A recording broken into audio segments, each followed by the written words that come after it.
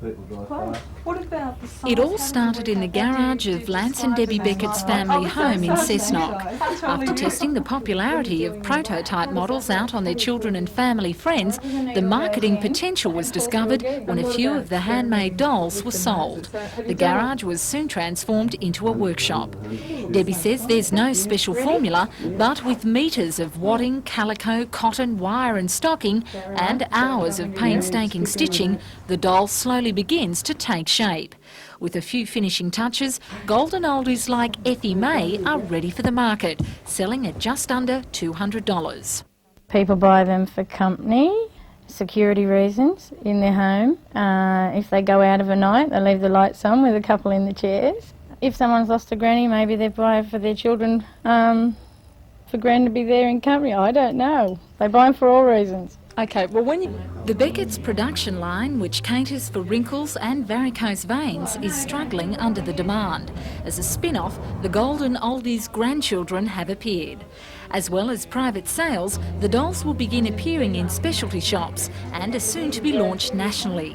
Each one individually named and is a member of the Pension Club. Although aiming at the older doll lover market, there's no doubt these lovable golden oldies will make a lifelong friend. I will love you as today.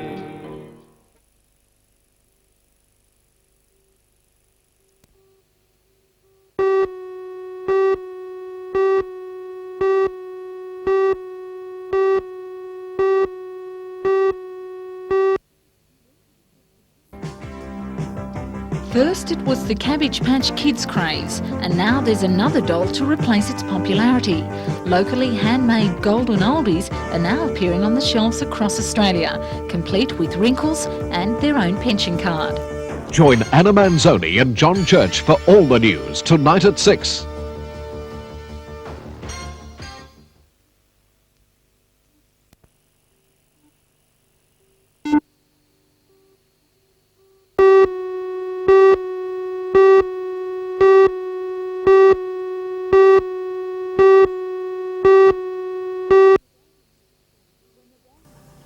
When the dam was built 4 years ago, it met existing standards. Authorities believed it could withstand any flood.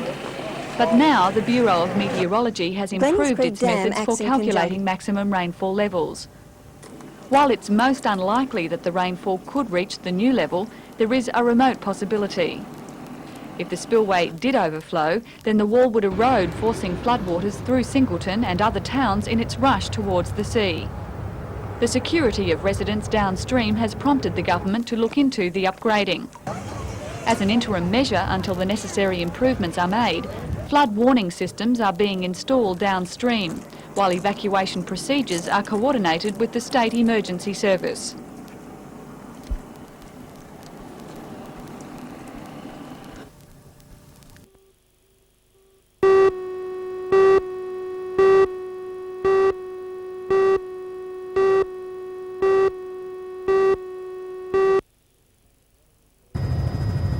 Police say the rugged Watagans are ideal for illegal drug cultivation. They admit that the 9 plantations they raided might have gone undetected, but for the sharp eyes of a crew member in a police helicopter. The police state drugs group staked out the sites for several weeks before reckoning that the plantations had been abandoned. Although no arrests have yet been made, police are more than happy with their raid. This lock-up at Toronto Police Station holds thousands of mature plants with an estimated street value of more than $2 million. Sergeant Frank Williams says Watagan State Forest offers a number of attractions for drug growers, including good rainfall, which means the crops can be left untended for long periods. More important is the isolation. Well, it's a very hard area to virtually patrol. It's an area that's inaccessible in lots of places by motor vehicles, only by foot. The crop will be held here pending a court order for it to be destroyed, when it will then be incinerated. The bulk will be disposed of today.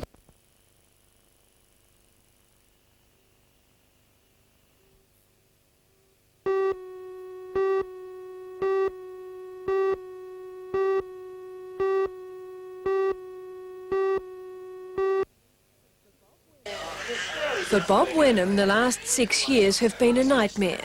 He's been a virtual hostage in Saudi Arabia because of a business dispute involving powerful members of the Saudi royal family.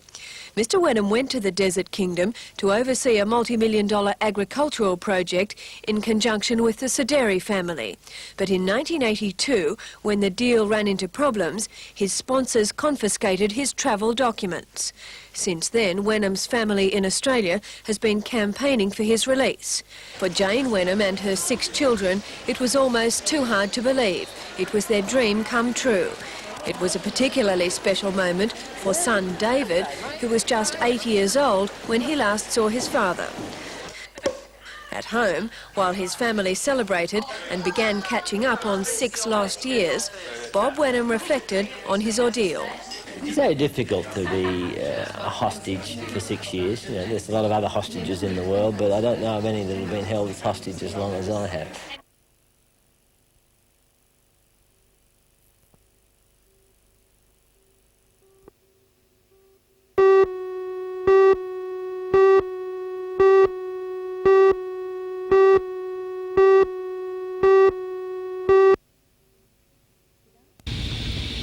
Today, police began questioning neighbours who might have seen the alleged gunman armed with a .22 calibre rifle enter this house in Lawson Road late Thursday night. Police say the intruder held 41-year-old Pamela Young hostage until her husband returned home from work. They say the gunman then took Mr Young outside the house. The railway traffic controller has not been seen since. Mrs Young has told police that she was forced to drive around the Mount Vincent Sugarloaf area in the family Magna sedan before escaping. As yet, police have spotted no sign of the gunman, Young or the vehicle.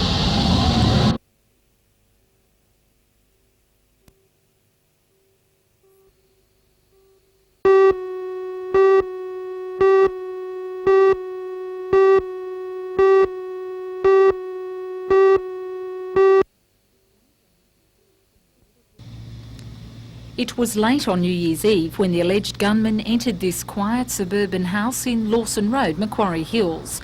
Armed with a .22 calibre rifle, the intruder, described as in his mid-30s and of medium build, held 41-year-old Pamela Young hostage until her husband returned from work. Police say the gunman then took 44-year-old Malcolm Young outside the house. The SRA employee has not been seen since. Today, police began questioning neighbours who may have seen the intruder or any suspicious circumstances. The Youngs moved from Lithgow to the Newcastle area only 10 months ago. Mrs Young told police she fell asleep, but the gunman then forced her to drive to a nearby service station for petrol. They say she was then ordered to drive around bushland in the Mount Vincent Sugarloaf area, but managed to escape after her 2.5-hour ordeal. She was found by a motorist. Today, Mrs Young waited anxiously as an aerial and land search was stepped up, but failed to spot her husband or the missing vehicle, which police say is crucial to their investigations. It's the family vehicle owned by the Youngs. It's a 1985 Mitsubishi Magna, silver in colour, registered number NPJ 988. Detective Sergeant Paul Daly says that while circumstances are unusual, police are handling the case as an abduction. It certainly is unusual, and we will treat it as another investigation. Police say they are concerned for the safety of the 44-year-old railway traffic controller. While the investigations into the mysterious disappearance continue, police are asking anyone who may have seen a man fitting the description of the gunman or the missing car to contact them immediately.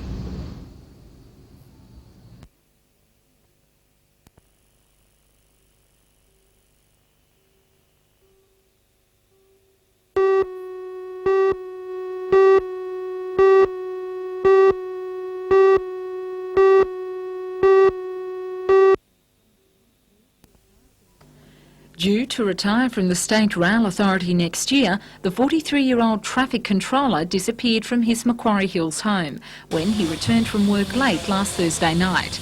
Mrs Young has told police that a gunman armed with a .22 calibre rifle held her hostage before taking her husband outside the house. Malcolm Young has not been seen since. Police say the gunman then forced Mrs Young to drive the family car to nearby bushland, stopping for petrol along the way. She later managed to escape and says she ran through scrubland before being found by a motorist at Mount Sugarloaf. Today, the homicide squad was called in and a wide-scale air and land search was extended. Yesterday we conducted the search from about Minmai to the Freeman's Waterhole area in the southwest, and from Mount Sugarloaf itself to about the Barnsley area. Today we're covering an area of about 20 square kilometres from Barnsley to the main Northern Railway line in the east and south to about the Awabba area. A search base was set up at Wakefield while police on foot, trail bikes and four-wheel drives combed the area, hoping to find the silver Magna sedan, which police say is vital to their investigations. The number plate of the missing vehicle is NZP 998, and police are appealing to anyone who may have seen the car to contact them immediately. Police are baffled about the unusual circumstances surrounding the mysterious disappearance of the 43-year-old SRA employee, the alleged gunman and the family car.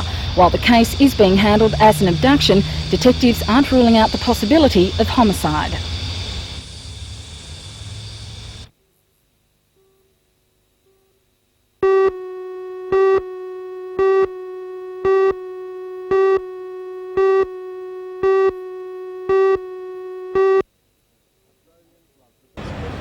Australians love the beach. When it's hot, you can be sure the sand and surf will attract an array of colour and bodies.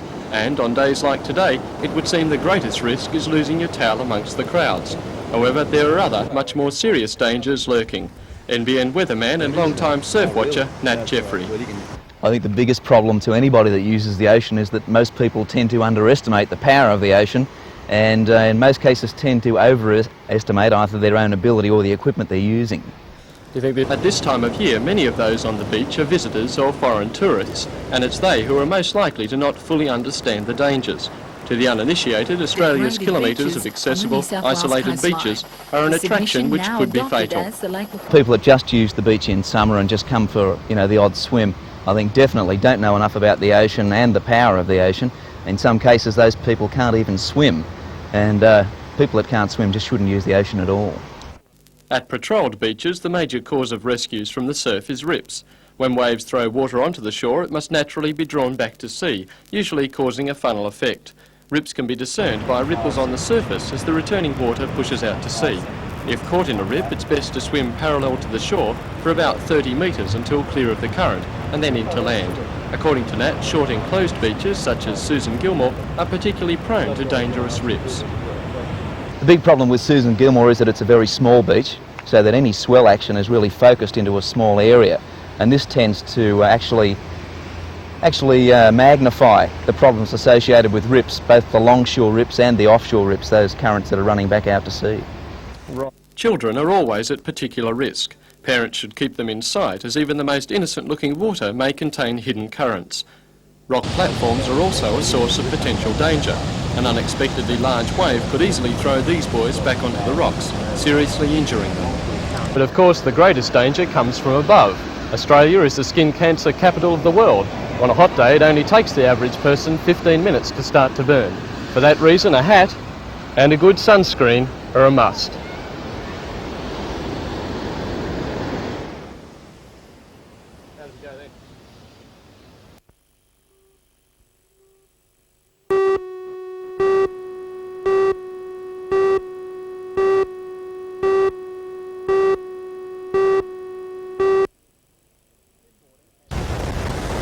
Skimboarding has never really reached great heights in Australia, but that could be changing. Local Ron Aggs formed the Australian Skimboarders Association last year, with membership doubling since a demonstration at Surfest. Ron has also gained Newcastle City Council approval to hold skimboard classes on local beaches, as well as hire out the new space-age versions of the old wooden discs. Despite conditions being far from ideal, a group of eager teenagers attended a class today on Bar Beach. Ron says interest in the sport is undergoing a resurgence in Newcastle and Australia. Round flat discs really never went beyond the stage they went to because there were no competitions and you really couldn't manoeuvre those things apart from slide fast and spin. with these surfboard shapes, you can cut back off a wave, ride it back to the beach. You can use it as a boogie board. You can do acrobatics, somersaults, backflips off the face of the wave and get lots of air. Regular competitions are now being organised. The first contest for the year will be a novice event on Bar Beach Saturday week.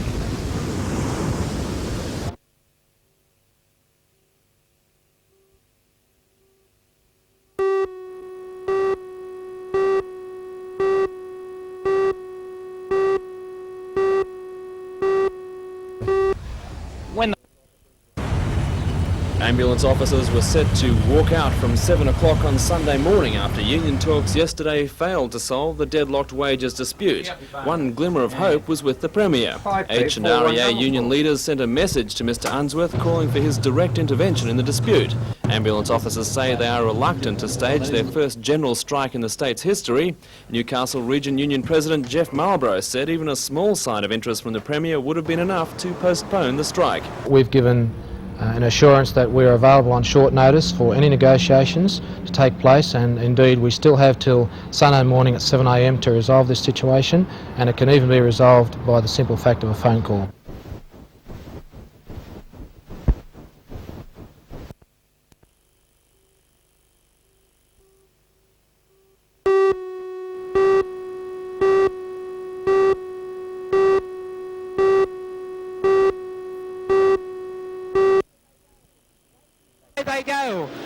Back in 1923, Johnny Hoskins organised the first speedway race at West Maitland. He continued to promote the sport both in Australia and England for more than 50 years until his death last year. 4 nations will be competing for the Founders' Cup, donated by the Hoskins family and flown from England to Newcastle for tomorrow night's Johnny Hoskins Solo International. Riders competing include English Test members, Italian champion Valentino Ferlinetti, US World finalist Bobby Schwartz, and top Aussie and local stars Chris Watson and Stephen Davies. Also on the program will be street stock sedans, Formula 500s, super sedans and stock cars. Going into turn 1. Well, I don't know, maybe John Pine.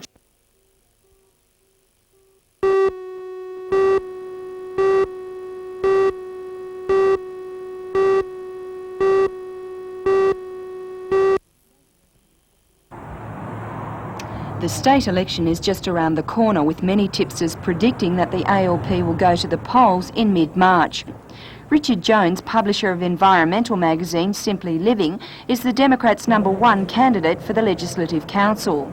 He says if he's elected, the Democrats and the Independents are likely to hold the balance of power in the upper house. What I campaign for in the magazine is peace and environment, and I feel I can be more effective actually doing something in State Parliament. If I hold the balance of power, then we can really stop some of these dreadful bills going through too. Derek McCabe ran for the Democrats in the federal election in the seat of Shortland and polled extremely well. In the state election, he's running for the seat of Maitland in the Legislative Assembly and is confident of a strong showing. This is the first time an Australian Democrat has stood in Maitland for quite a number of years, and I think with the disillusionment with both the Labor and the Liberal parties, I think it's not as formidable as what a lot of people make out it to be. Another Democrat candidate in Maitland today was Amelia Newman, who's running for the seat of Mile Lakes. She says she'll be running on basic issues such as the need for better and safer roads.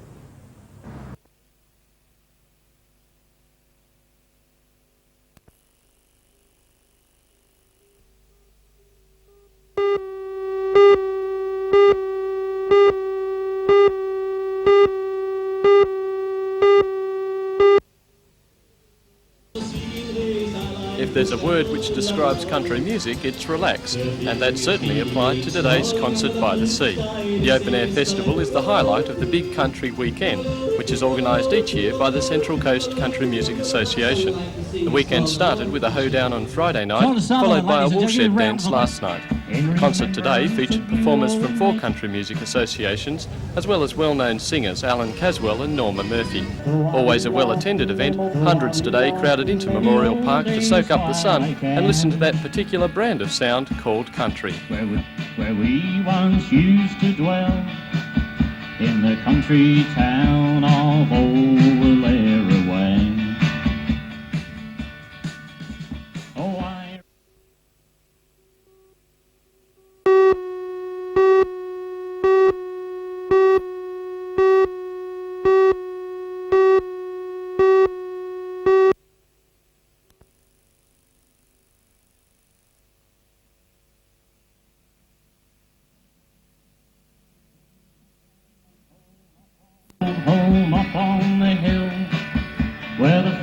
flowers bloomed along the pathways neat and grand. The back veranda where we sat at evening times to chat about the goings on in old.